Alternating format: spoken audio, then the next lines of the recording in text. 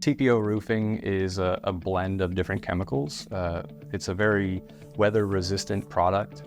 Typically it's white in color, so it's very good at reflecting UV rays.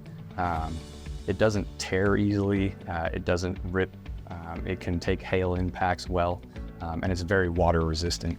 TPO roofing is made from a blend of different rubbers. Its unique composition gives TPO a balance of flexibility and strength, making them resistant to tears, punctures, and impact damage.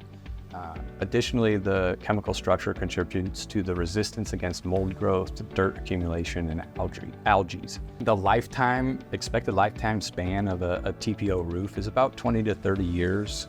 Here in Missouri, with our large changes in temperature from hot to cold, we expect to see about 20, maybe 25 years out of a TPO roof with regular maintenance. That maintenance is not hard. You want to get on the roof, check it out, make sure you don't have water pooling in certain areas or dirt collecting in others.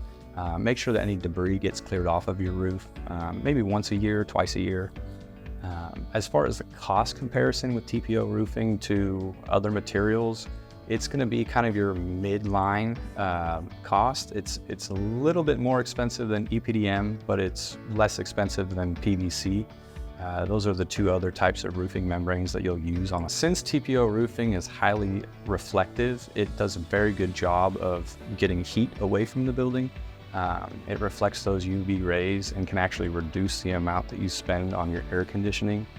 Over time, that kind of offsets the initial cost of the expense of installing a TPO roof on your flat roof system. So the biggest thing that you need to worry about when you're having your installation done is that you have professionals that know how to heat weld the TPO. That is the best method for sealing the roof. These are large sheets of this material that roll out on a flat roof, and those seams need to be welded together with a special tool. You need to make sure that it's not too hot and it's not too cold, so that every one of those seams is sealed well, so that water can't get in. That's always our goal with a roof, is to not allow any water penetration. We need to spend special attention around different penetrations on the roof.